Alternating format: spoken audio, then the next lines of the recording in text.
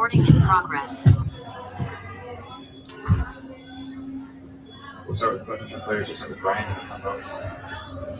Question from the team. So in the first half, you guys really scored really well in transition.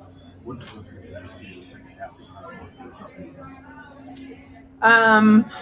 I think actually in the first half they got a couple more offensive rebounds than we should have allowed them to get, and I think we probably could have got more transition than we even did. They did a better job of shoring up the wings, and we were trying to get up the wings a little bit more. But ultimately, we ended up in a little bit more 5-on-5. They scored more in the second half as well, right? And so when you're taking the ball out of the basket, it's harder to get out in transition. We'll go to Alyssa, second row on your right. Hi, sorry, I can't see. Did you know that you were going to have a good shooting night from your warm-up?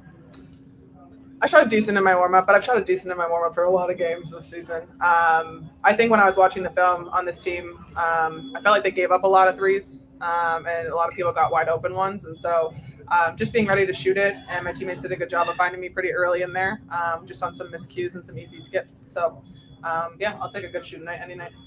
And then there was a play in the fourth quarter. I think you had just hit a three, and then you were coming down, and you were wide open for another three, which you picked as Ariel. She hit it.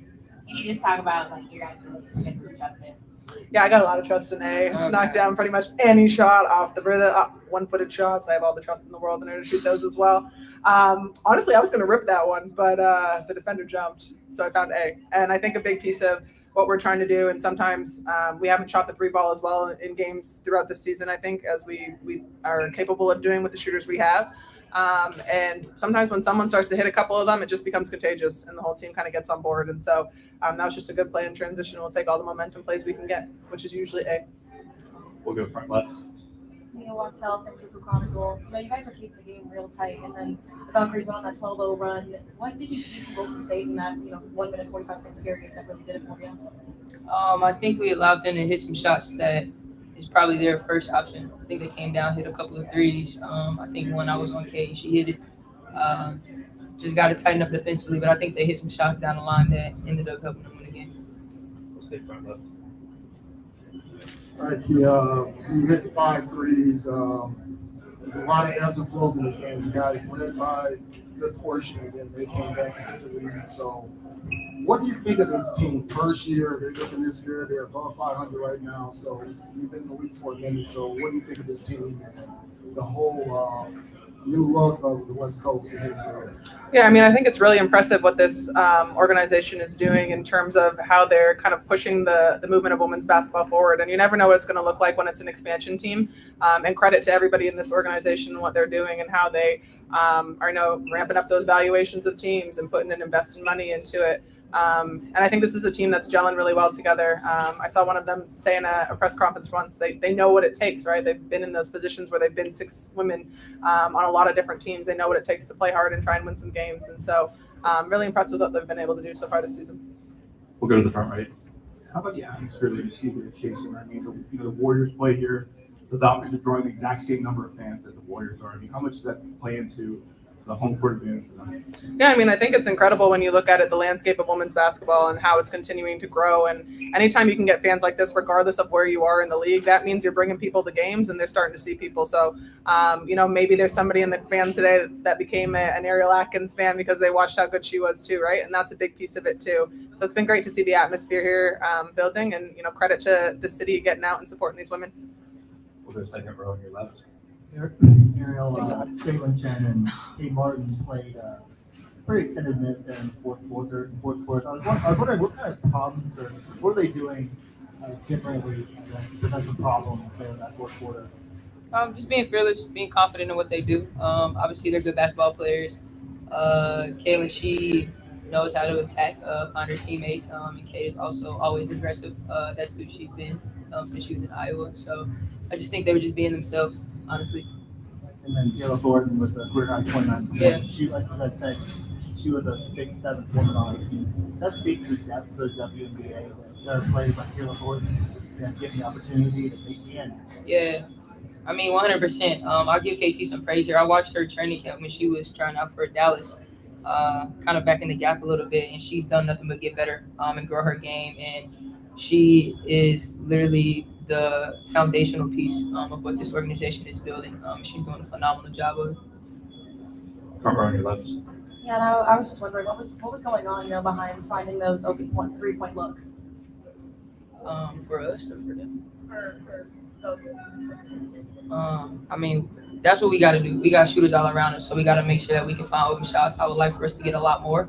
I mean, you got Kia shooting tonight like 5'11". We got to capitalize on nights like that and continue to have more nights like that, please, so that it can help our offense flow. Got time for a few more. We'll go back to Alyssa. Hey guys, I think this is like the third game where you kept it to 11 turnovers or less or something like that. I know you guys have been working on that a lot in practice. So just how does it feel to see that translate into the game? You got to take small wins here and there as well. And I think, every time we finish a game, we understand kind of what are the things that maybe didn't go well for us that day. What are the things that we need to execute better? And for quite a bit at the beginning of the season, turnovers was one of those things that constantly came up. And so I think as a team, we were kind of just like, it's enough saying it. We have to do it. We just have to be better at it. And we've done a better job of taking care of the ball. The passes that the initial person who gets the turnover is making, it's setting screens for somebody else to get open. It's getting open at the right time and giving them a target. And as a collective, we've done a better job of that. So good. We keep it under 11's good, man. Under double digits is great, but 11's good. Yeah, we've been at 25. That's good. So, We'll take it. Last couple, we'll go Brian. Question for you, I know pace and space is a big testament to how you guys are trying to play this season. What do you think about the space in this tonight? It could have been better at times. I think we got a little frantic there. When we get frantic, we begin to like stand on top of each other. I think there were about 2.5, maybe 3 quarters that we put together that I really think that we did a better job of spacing the floor at. But when things get frantic, I think we need to stay locked into what we're trying to do and the way that we're trying to attack. We'll close out with the front left.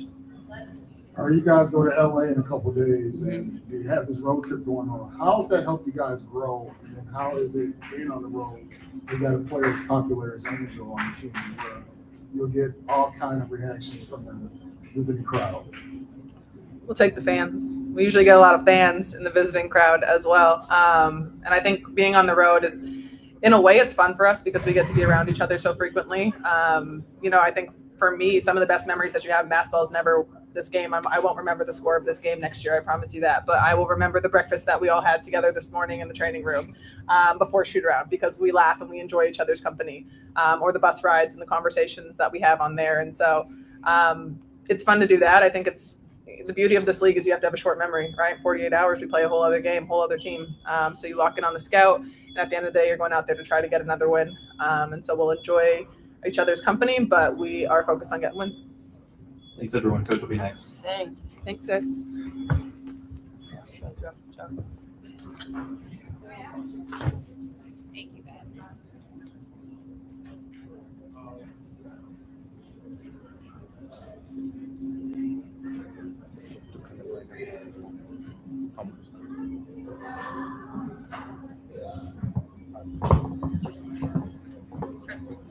Recording stopped.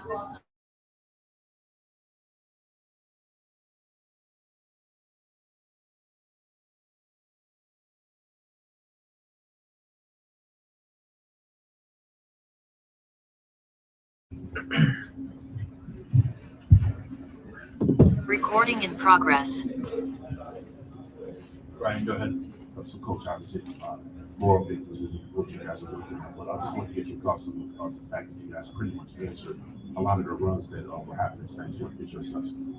Yeah, I mean, I can't fault our players for anything tonight. They fought incredibly hard.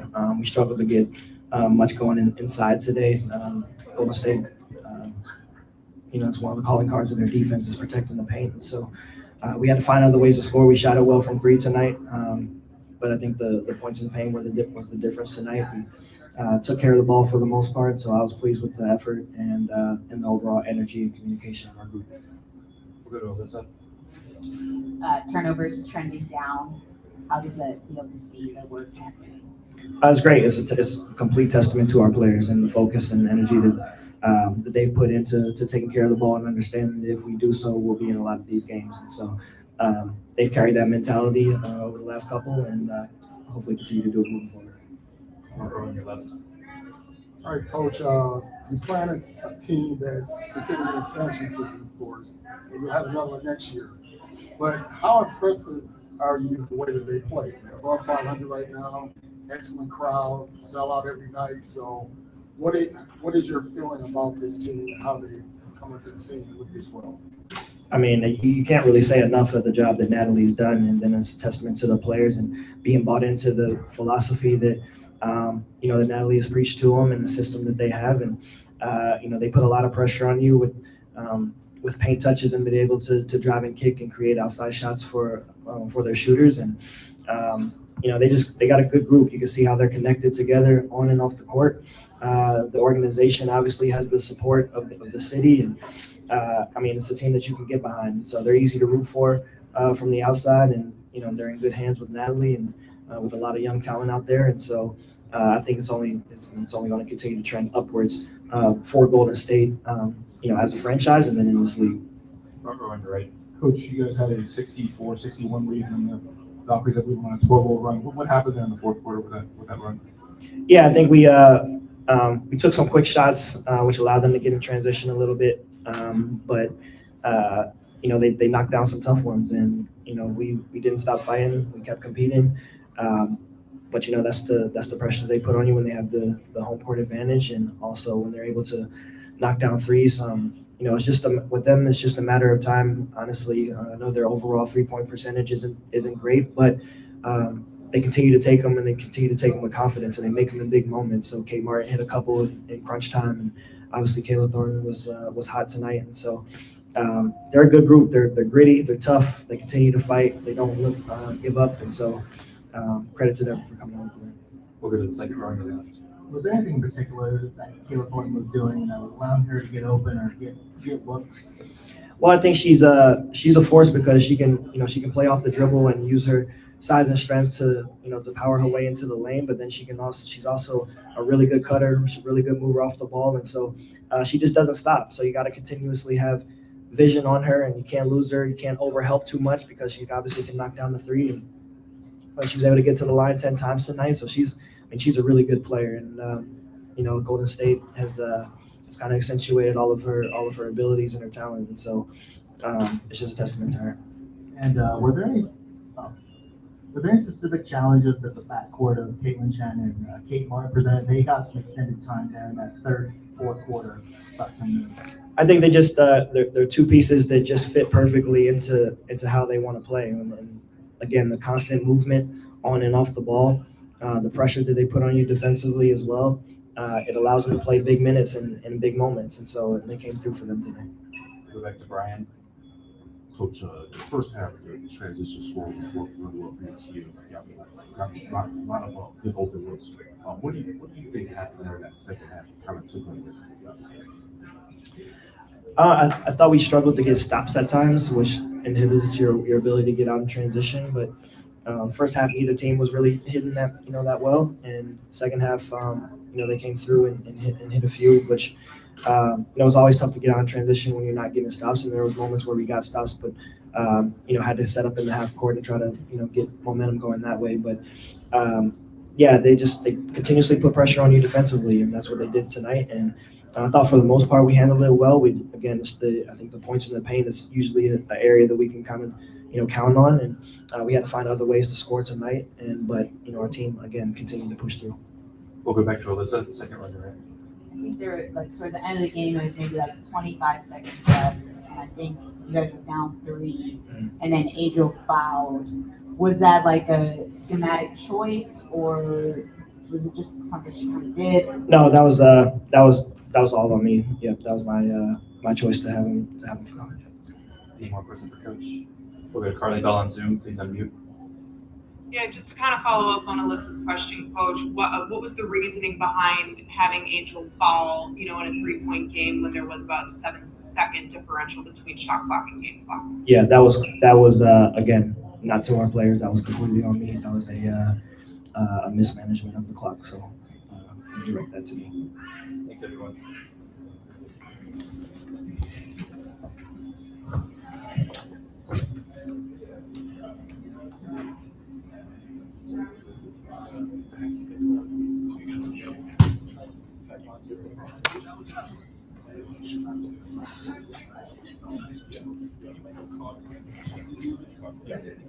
We're done, yeah. We're done.